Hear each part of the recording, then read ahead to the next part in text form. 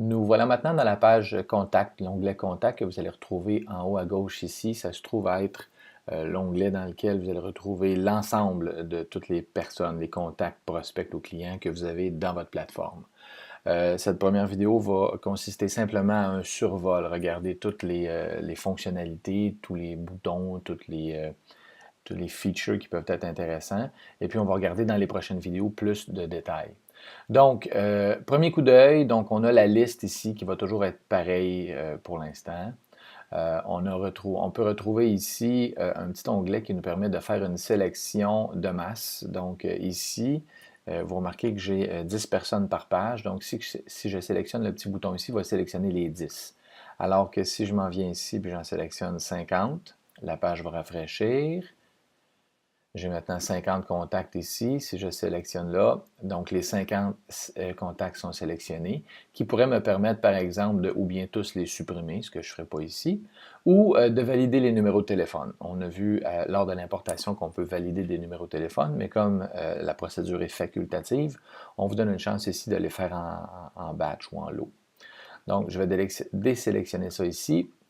Je vais remettre ça à 10 parce que je trouve que c'est toujours plus facile en ce qui me concerne, surtout pour la démonstration. OK. Ensuite de ça, on a un outil ici qui nous permet de faire des recherches, nous permettant de filtrer.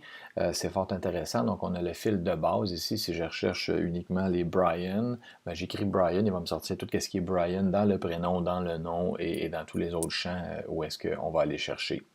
On a également une recherche avancée, relativement simple, donc ça nous permet de choisir si je veux juste des hommes, des femmes ou tous. Rechercher par prénom ou rechercher par nom spécifiquement. Si je veux rechercher par un numéro de téléphone, je peux rechercher des gens qui sont dans des groupes ou rechercher des gens qui sont associés à des mots-clés. Ça peut être extrêmement intéressant, par exemple, si je recherche les gens de la ville de Chambly. Donc ici, on a un mot-clé, compagnie de Chambly. Et puis si je fais mon fil, ben, je vais uniquement voir des contacts qui ont le mot-clé compagnie Chambly associé à leur compte. Ensuite de ça, je peux faire des recherches par compagnie. Donc, il y a des compagnies qui ont des centaines, voire des milliers d'employés. Donc, je pourrais vouloir envoyer un message à uniquement des gens de cette même compagnie-là. Je peux faire le filtre ici. Ou, par exemple, bon, tout dépendamment du domaine dans lequel vous vous trouvez, faire une recherche par date d'anniversaire. En fait, pas date précise, mais au moins par le mois. Je pense aux gens, les chocolateries, puis bon, bref, il peut y avoir tellement d'exemples, mais je pourrais dire, bon, mais toutes les personnes qui ont leur anniversaire en juin, puisque au moment où on se parle, on est en mai, ben, on les filtre tous, puis on va préparer un modèle pour leur envoyer un beau message d'anniversaire, par exemple, ou c'est peut-être pas un bon exemple, mais leur envoyer un cadeau quelconque. OK. Donc, ça, c'est pour la recherche avancée. Ensuite de ça, ben, on a la petite image ici. OK? On est capable de filtrer ici par gens qui ont des images et gens qui n'ont pas d'images. OK? C'est toujours plus beau comme ça. Ensuite de ça, on peut filtrer par prénom ou par nom ou aller spécifiquement faire une petite recherche ici à l'intérieur. Donc, sors-moi toutes les Abdel ou les Alain, par exemple. OK? Ici, ça se trouve être les notes. Donc, voyez-vous, il y en a qui ont un carré pâle, d'autres foncé. Donc, si je clique sur le foncé, je vais voir les notes associées à ce contact-là. Alors que s'il est pâle, je clique et puis je vais simplement pouvoir rajouter une note. OK, donc, test, ajouter une note. OK? Ensuite de ça, on a la compagnie ici, encore une fois. Donc, si je clique sur le petit onglet, je vais voir la compagnie pour laquelle ce contact-là travaille. Je pourrais l'éditer également. J'ai les mots-clés ici. Donc, si je clique sur ça ici, donc lui est dans mes prospects clones et dans mes centres d'influence.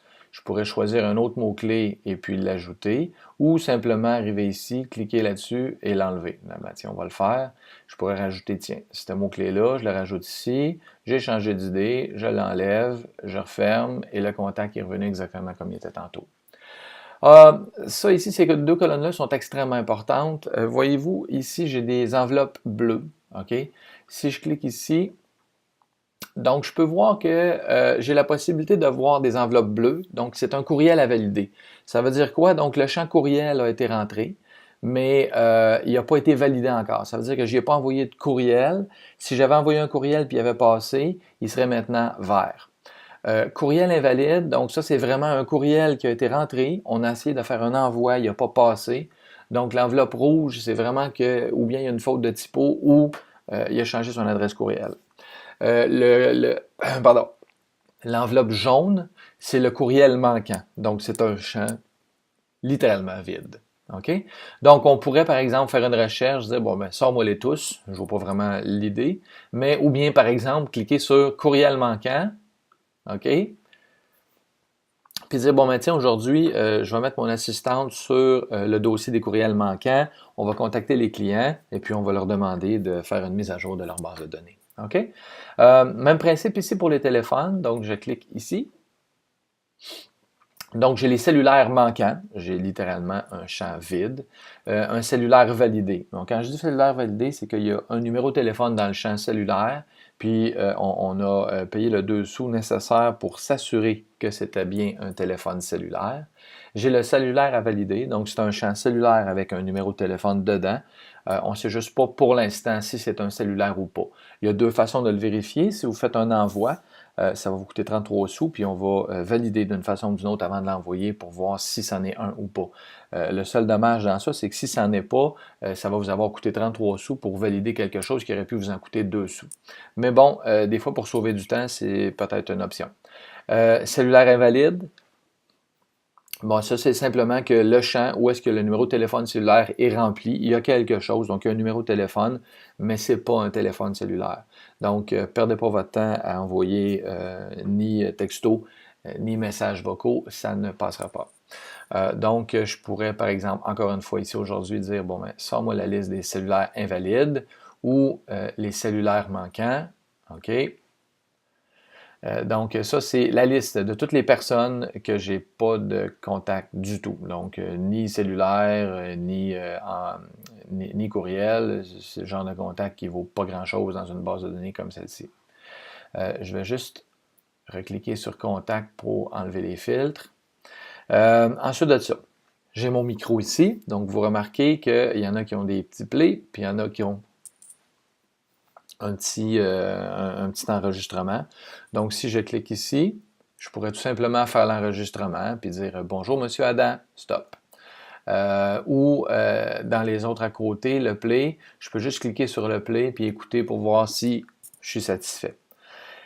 Calendrier, ben, j'ai Aldric Lopez ici. Le 27 septembre 2018, il y a un message qui est planifié. Ce qu'on va faire, tiens, on va cliquer dessus et on va aller voir qu'est-ce qui se passe, puis c'est qui, c'est quoi cette histoire-là. Donc, quand je clique sur Envoi, c'est l'endroit dans ma liste où est-ce que si je veux faire un envoi individuel, je vais avoir ma planification. Donc, Aldric, voyez-vous, je vais envoyer un message dessus devant toi ici à cette date-là qui a passé. J'ai envoyé un texto, la même date qui a passé, numéro 1. Un appel entrant en provenance du 514-612. Donc, dans ce cas-ci, c'est un texto qui lui avait été envoyé. Il m'a rappelé. Et puis, j'ai l'historique de la conversation ici qui a été conservé. Et puis, j'ai un bonne fête de Solutions Orange qui est planifié le 27 septembre 2018. Ça se trouve être probablement sa fête. Il est en bleu actuellement. Pourquoi? Parce qu'il est planifié. Il n'est pas en cours d'envoi, bien sûr. Ça va arriver seulement que le 27 septembre. Voyez-vous ici, donc tout ce qui est vert, c'est envoyé. Rouge, c'est très rare, vous allez en retrouver, mais il y en a des noms acheminés. On va le retrouver souvent dans les courriels. Donc, si je voudrais faire un envoi pour ce client-là, ben, je peux choisir la catégorie ici. Une fois que la catégorie est choisie, je vais avoir les messages qui sont disponibles pour cette catégorie-là. Donc, en ce qui concerne Ocadic, ici, pour l'instant, j'ai que des messages par courriel. Si je souhaitais, par exemple, dire intro clone, je clique ici. Donc, j'ai expérience clone AMR. Donc, c'est un appel avec un texto. Invitation clone individuelle. Donc, un appel avec une enveloppe. Je suis devant toi, juste un appel, etc., etc.